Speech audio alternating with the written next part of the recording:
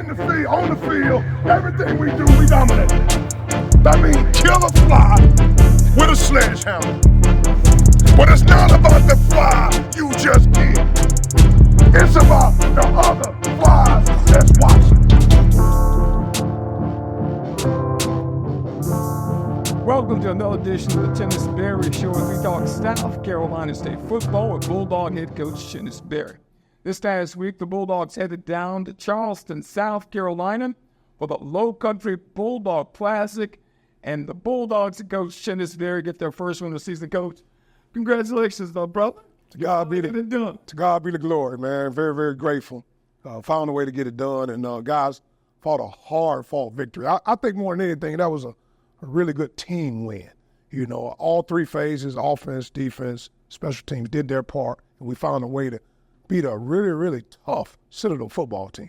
Not only that, a tough environment down in Charleston because there was a huge crowd on hand. It was almost like a home game for South Carolina State because we had so many Bulldog fans in that area, Coach, but it had to make you feel good to have that kind of support away from Orangeburg. You know, it was great. I was sharing it with the staff earlier today. I'm like, wow, how about the atmospheres that we've got a chance to play in front of for the last couple of weeks, and just to see all those Bulldogs, you know, in the stands, those South Carolina State Bulldogs cheering us on, supporting down in Charleston. It was a very, very special moment. Coach, talk about this game now as far as what we did on the field. The Citadel won the toss. They deferred to the second half, and let me call him the general. Eric Phoenix came out and just engineered us right down the field on that first possession. Eric Phoenix is special. He had a really good day. He was very efficient through the whole entire day. He took care of the football. He got the ball to his open receivers, and he did a good job of just managing the whole entire game, making sure we were in the right protections, making sure we had the right checks. I thought Eric Phoenix played exactly like we expect him to play. You know, the expectation for him is for him to play well, and he's doing that so far this season. Let me go back to that first possession. I know you weren't happy, Coach, at having to settle for three, but, you know, from that standpoint, you got on the board first, and there was a positive start. Absolutely. We moved the ball. You know, we want points. We want to start fast. We always talk about we don't have an opportunity to start slow, so we want to start fast. So we reiterated that all week in practice on how serious it was to start fast. Even in our morning special teams call up, we do a thing at the hotel where we call up the special teams, and they weren't moving to the speed that I wanted them to move at that morning at breakfast. So I told them to start over again because we don't get no second chances. So let's start this thing over again, and they did just that. But they came out with the right mindset, and we were able to take the opening drive down and get a score on the board. Talk about the opening drive. One of the keys to the game, I thought, Coach, was that offensive line. Those kids really came to play. I mean, they moved people out of the way, and they did it all afternoon. I was very, very proud of the guys, man. You know, it's a group. When you talk about that group, it's five guys working as one, and I thought they did a really, really good job of playing as one. We played about 6 or 7 guys up front, and they all did a really, really good job of just being the best at their role. Their role is to move people. Their role is to protect the quarterback. That's their role, and they did a very, very good job. And as you can see with the day that DeAndre Duhart had, they did their job up front. 18 carries, 128 yards. He came into the game averaging 7.4 yards a carry. He averaged 7.1 in that game. You can't get any better. I tell you what, he ran the ball like a champ. I mean, he ran violently. He ran with power, with elusiveness, with quickness, and he did a good job of protections as well. So DeAndre Duhart showed that he belongs. He's a real deal, and you know, he had an opportunity back to back have some really, really good games. And like you say, the average 7.1 yards a carry, that's a pretty good day right there. But it all starts with the big guys up front. Big guys up front. Of course, you go back to Eric Phoenix because one of the things that we've been able to do, Coach, and talk a little bit about being able to work the pass game with the run game, because you really mesh together. When you look at the final stats, it was very evenly done from the standpoint of the guys who caught passes. You know, when you hear any offensive coach talk, you know, they always talk about balance, but they do more talking about balance than actually happening. We had balance this past week. We did a very good job of running the football as well as passing the football. And when you have balance, you give yourself a chance. And then you also have to understand the importance of situational football, being good on third down. And the reason why we had 36 minutes time of possession, because we were able to stay on the field and convert on third down. So I was very, very proud of our offense. We played really, really well. We had great balance in the run game as well as the pass game, and we found a way to get our playmakers the ball. when I think about offense, I don't think plays, I think players. And we have some explosive players on offense, and they did a very good job of moving the football the entire day. All right, we got to talk about the other side of the football, the defensive side. Coach, yes, the kids really step up, especially in the secondary. Diego Addison and Dayton Peterson back in the backfield. I mean, those guys really had a big game. And the Citadel quarterback reminded me just a little bit of Daniel Richardson. This kid was 235 pounds. Yeah, he's a big guy. No doubt about it. He's a big guy. But like you say, Diego Addison, Dayton Peterson, those guys do a great job back there. First of all, they're veterans. They've played a lot of football. They've won a lot of games. They know what it takes in our defense to do a great job. So I was very, very proud of those guys in that back end. And Marcus Samuels as well. Marcus Samuels played corner for us, and I tell you what, he had a really, really good day. So all in all, I thought those guys in the back end did a good job on our defense. When you start talking about special teams as well, you had some big punts by Dyson Roberts. His average at the end of the game was only like 39 yards per punt. But, boy, he got us out of harm's way in key situations, especially in that first half when the game was very close. Dyson Roberts was our special team player of the game amongst our team. He did a very, very good job of flipping the field in those crucial moments. And, it's all about field position. Anybody knows about the game of football, it's ebb and flow and things happen in the game, but it's all about winning the field position battle. And Dyson Roberts gave us a chance by putting the ball in the places that we wanted him to put it. As we went through the first half, of course, the game was 3-3 at one point. It seems like we could get the football in the end zone, Coach. And then we got a big turnover in the second quarter to turn the game around. And that also I thought gave the offense a positive punch as Eric Phoenix engineered us down the field, and we finally get 6 points. Yeah, we were able to. Adonis did a good job. He got an interception. And I tell you what, we were super excited about him because he was providing opportunity. All right, and he was able to get more reps than he got the first week, and he went out there and made a big play for us to put the ball back in our offense's hand. But, we took the ball down the field, man, and that's what we were doing pretty much the entire day of moving the football. And we got the ball in the red zone, and I tell you what, that connection between Eric Phoenix and Caden High is really, really special. I mean, two very, very talented individuals that understands what we're trying to accomplish in our offense, and they were able to put it in the box right before the half. That was an incredible catch by Caden High. Even better throw by Eric Phoenix, who had an incredible day throwing the football. But that was one of the best plays I've seen all season. Yes, absolutely. I mean, they have a good connection. They work very, very hard together. And, you see those guys develop that connection after practice. They'll stay out there and work on some timing together. But that's going to be a big connection for us the entire season. That was where the first half ended. South Carolina State leading the Citadel by a score 9-3. All right, it's time now here on the Chennis Berry Show to talk about the Prisma Health Injury Report.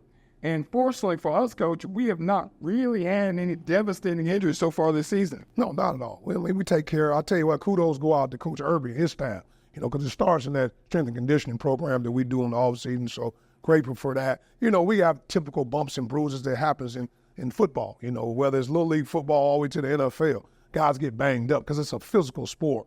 But for the most part, we're a pretty healthy football team, and they just got to continue to take care of their body because that's their temple. They don't get but one, and they got to do a good job of taking care of their temple. All right, that is the Prisma Health Injury Report for the Citadel football game. We'll take a time out here on the Chennis Berry Show. We will come back with more after these messages.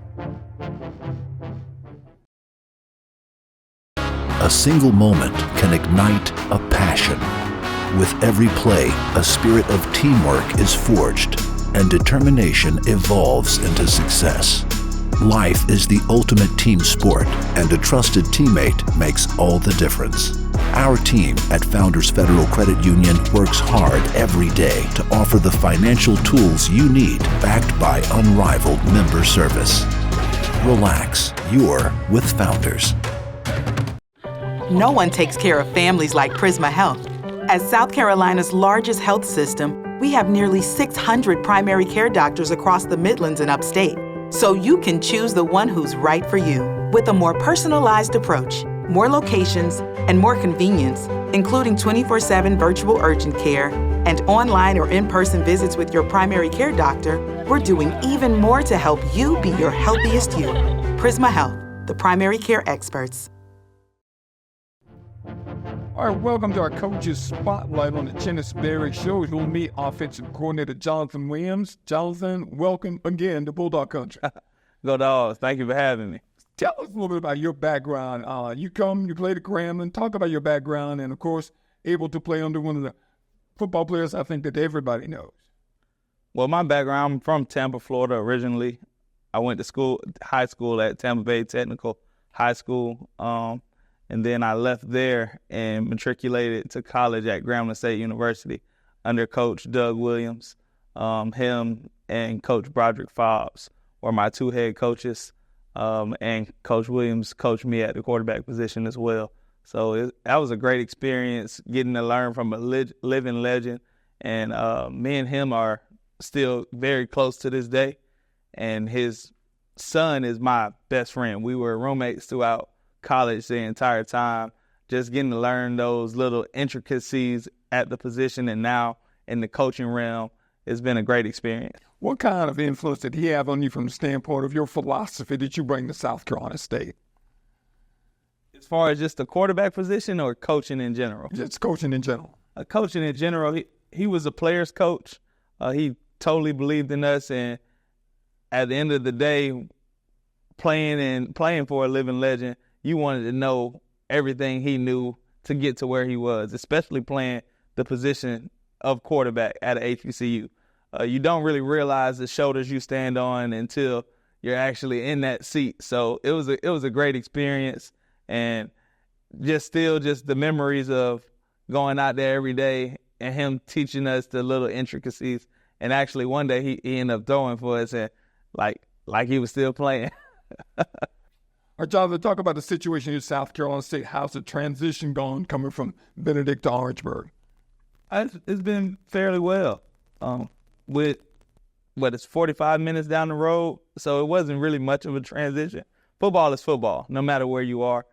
And Orangeburg reminds me a lot of Grambling, very small town, very traditional. South Carolina State reminds me a lot of my alma mater as well, with the rich history in football, the Hall of Famers, and just the legacy. Every day you walk out on that field, look up in the rafters with all the championships and the legendary coaches. I think it's only a few schools that can say they only had a number of head coaches, and that South Carolina State being one of them, in Grambling State University. How do you feel about the talent level you inherit here at South Carolina State and those few players you brought in? The talent level is extremely amazing. One thing our head coach always says, it's not going to be because of talent. We have a great pool of talent out there, and every young man on our team has a special niche to the game. So we just try to put them in the best positions to go out there and succeed on Saturdays. You start talking about this year, Jonathan. What do you think this team can accomplish? The sky's the limit. I don't want to put any limit on it. Guys going to take us where we belong, and we're just going to go out there and try to put our best foot forward each and every day to make sure we're ready for those moments when they present themselves. All right, that's Jonathan Williams, offensive coordinator at South Carolina State. We'll take time and come back with more on this edition of the Chennis Berry Show. You've never been afraid to put in the work. The extra early, extra late, extra work. Because you understand that education is the key that unlocks everything. Better pay, better hours, better opportunities, a better you. And playing the lottery is no different. Getting educated before you play gives you the tools you need to be a better player, like knowing when to play and when to take a rain check. Visit sceducationlottery.com/betteryou to be a better player. Why do we travel? Why do we fly? Are we called by the excitement of untold adventures in faraway places? Driven to shape the future of our world, or to share our world with future generations? We designed Columbia Metropolitan Airport for you, and her, and them. So when the day arrives for your next journey, Welcome back to Inside South Carolina State Athletics with South Carolina State head football coach Chennis Berry. The Bulldogs on Saturday taking on Citadel. Into the second half, coach. The Citadel begins with possession, and they go right down the field and answer. Kind of similar way the football game started. Well, for us, we talk about the middle eight. Again, I'm going to always talk about that, because when I get into halftime, I always talk about those last 4 minutes of the first half, which we did a great job. We went down the field and scored a touchdown. Then I always talk about those first 4 minutes of the second half. extremely important. You can get a lot of separation. And they were able to take that first drive down. And they took the ball down the field because our defense had been playing lights out in that first half. And they took the ball down the field, but we bent, but we didn't break. And we had them settle for a field goal. So now, they were able to get points. But, one of the things I always talk to our guys about is about answering the bell. And we followed the field goal that they had with a long drive. I mean, we had the ball for 6 minutes. And that's kind of demoralizing sometimes to a defense to be able to have those long extended drives. And we were able to take that drive down and score a touchdown right after they went down with a field goal. So, I'm very, very proud of our guys of answering when the situation came. And we took the ball down the field, I believe, on a 12 or 13 play drive. You start talking about the coach. There were some plays in that drive that kind of got that thing going, which sort of surprised me because I hadn't seen it. I knew he was capable. But Eric Phoenix has some quarterback runs. We've talked often about him being a dual threat, but we never really seen that commitment to it. That really caught the Citadel by surprise and were effective in getting the football down the field. And our thing is we do what's going to efficiently move the ball down the field, whether it's running the quarterback or running the running backs. We had a variety of different things where we ran it with Duhart down the middle. We had some option plays. We had some sprint out plays. We had some quick game plays. We had some play action shot plays as well, where we threw the ball down the field. So, we have a mixture of different things we can do. But again, I don't think about plays. I think about players. And we have some really, really good football players on the offensive side of the ball. Okay, so the Bulldogs go about 10 at this point, but the Citadel, as they've improved so much with that win over Charleston Southern, we knew it was a good football team. They come back and they go back down the field and score again. Listen, man, that team has fight in them. That was a hard-fought victory, man. First of all, the environment, like I said before, it was amazing to see the crowd support. And, that team fights. I tell you what, Coach Drayton should be proud of his football team because they have a no-quit mindset, and they play very, very hard. They play with amazing effort. And like you say, they were able to answer our drive, all right? But, like I say, Citadel was able to answer after we went down and scored. They were able to come back and answer with another drive themselves. Of course, South Carolina State and the Citadel in Charleston, it was a tough environment. I think the Florida A&M game coach got us kind of prepared for that crowd because the Citadel crowd was very in tune to what was going on in the football game. In every situation, they felt that they kind of had us in a bind. They were able to crank it up, but our team answered. We did. And I'll tell you what, I was very, very proud. Yes, they had a big crowd, but those Bulldogs, those South Carolina State Bulldogs were there in attendance as well and very, very supportive. And I'm grateful for the fan base that we have that know that whether we're at home or away, we're going to have those Bulldogs in the building. Late in the ball game, folks, the Citadel, of course, able to throw the football a good bit, had a big game against Charleston Southern throwing the football. Late in this ball game, they made a run at South Carolina State with a big 6'4" receiver in one-on-one coverage, and Marcus Samuels stepped up late for South Carolina State and made some big plays on defense. Man, I'm super proud of Marcus. Marcus, I'll tell you what, is a guy that we're super excited about. He's a long 6'2" corner. And he did exactly what we always talk about. He was the epitome of playing the next play. He ended up getting beat on a double move by that young man that took the ball all the way down the scoring range. But he was able to come right back that next drive after that big play and just forgot about that play. He can't do nothing about the last play. All he can do is play the next play, and he was able to have some big breakups that followed that because we knew at that time they were going to come back at him. And he was able to answer the bell. He forgot about the last play and played the next play. Super, super proud of Marcus Samuels. Late in the game, the score's 23-20. The Citadel has possession. Obviously, this possession is going to perhaps determine the game. They tried to move the football down the field. And Jamal McKinney comes up with one of the biggest plays of the game. Big sack, big sack. So proud of Jamal. He's another guy that's taking advantage of his opportunities. I always tell the guys, opportunities don't go away. They just go to other people. And Jamal McKinney got a chance to get out there and make a big-time sack when we needed it the most. You start talking about a win over the Citadel, coach. This is a big win for South Carolina State. And people don't realize the Citadel have had some tough years, but they've done a good job at revitalizing this program. They're a good football team, and that was a very good win for us. Very big. It was good for our morale. We are learning to win those close games. That was a close ball game. We dropped one the week before, then we come back and win a close football game. So that's going to bring us even closer together as a football team. And like you said, I think Coach Drayton has a really, really good football team, and the Citadel is going to win some games this year. So don't get it twisted. The Citadel has a really, really good ball club. All right, we're going to take a time out here on the Chennis Berry Show. When we come back, we will tell you what is up next for your South Carolina State Bulldogs. Hey, grab me one too.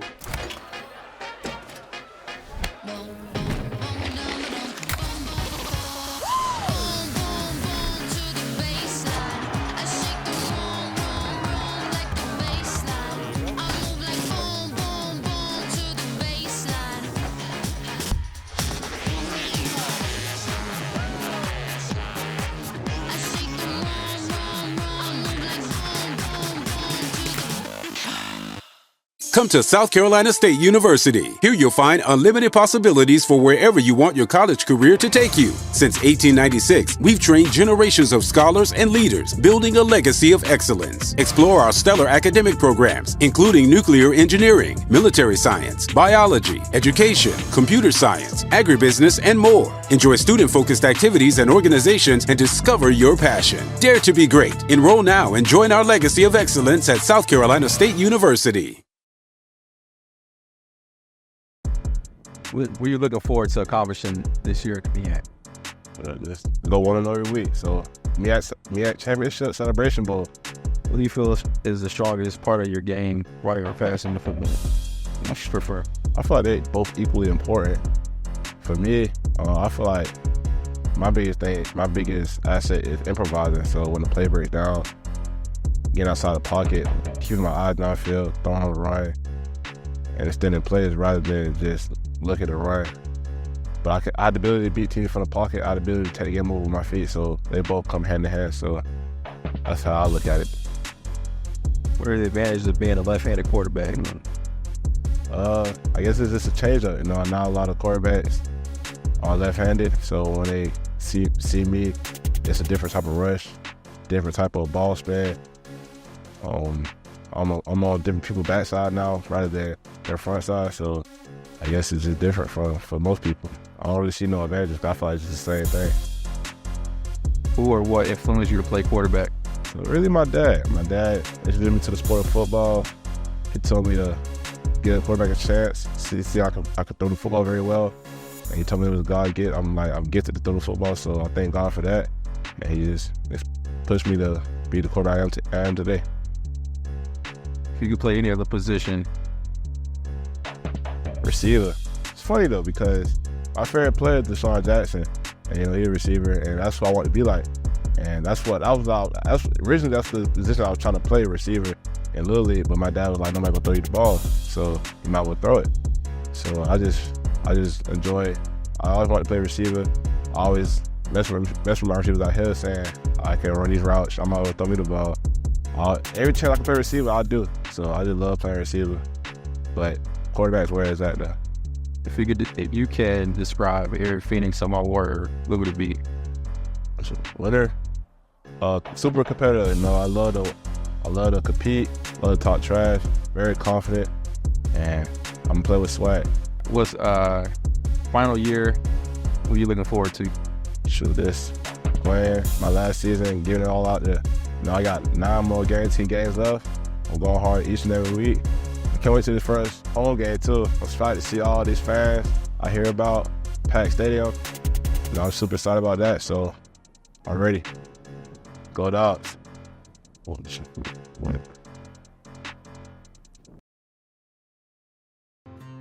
Your home is where your memories live, where you laugh, and where you love. We understand the importance of the valuables under your roof, tangible and intangible alike. So no matter what's around the corner, we'll be there, offering you and your family the support that's made Farm Bureau Insurance a trusted name for nearly 70 years. You deserve more. You deserve a promise.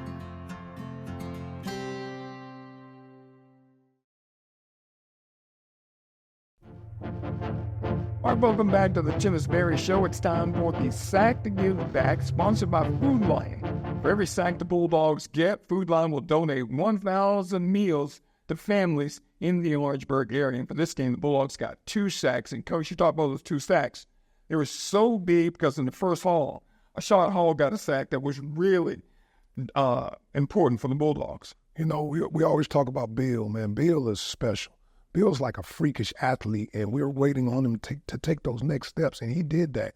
He played with an amazing motor. That was a big-time sack for us, and I'm so proud of Bill because he worked so hard, and I now get an opportunity to see he able to get the fruits of his labor. So talking about that, we mentioned Jamal McKinney a little early in the program. We mentioned him again because that his sack entered the game, and it was a difficult time because that was a big quarterback, Jonathan Bennett, for the Citadel. It's hard to get him on the ground, but he got him on the ground. And we talked about that all week, just being in the right place, and we got to make sure when we get home, we got to finish and get guys to the ground, and we did a good job of that this past week. Thanks, Food Line Furry. Donating the food to the Orangeburg area in regards to the site to give back 1,000 meals for every stack, and hopefully we're going to have many more. We're going to move right along to the keys of the game, brought to you by Davis Toyota. Of course, the keys of the game this week, Georgia Southern, Paulson Stadium. We talked about Paulson Stadium, rich history of football down there at Georgia Southern. Yes, absolutely. I mean, I've had an opportunity to play down there several times. You know, back in the day, they were in FCS football, and, with me being a graduate of Savannah State, we played them on a year-to-year basis. And, also as a coach, I've had an opportunity to go down there and play against those guys as well. What an unbelievable atmosphere. I mean, the student section, rocking the house. It's going to be a packed house. It'll be a great environment for our young men to go down and compete and try to come back with victory. And our mission doesn't change. Our mission is to try to go 1-0, and we're going to do all we can do to get that done. It will be a history-setting victory for South Carolina State. Bulldogs have never beaten Georgia Southern. We're going to go out there and compete. Our guys will be ready to go. We're going to prepare. Everything we do, we're preparing for victory. We have to have the right mindset. We talked about in our Bible study the other night that change in life starts with winning between the ears first. It's about having the right mindset. Then you have to have the right language. You have to speak positive affirmations, speak things into existence. And then last but not least, it's about the behavior.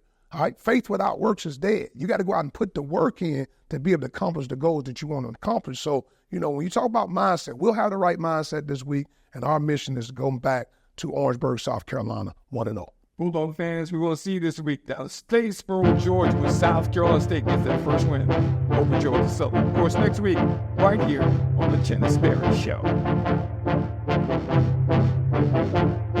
In the field, on the field, everything we do, we dominate. That means kill a fly with a sledgehammer. But it's not about the fly you just did. It's about the other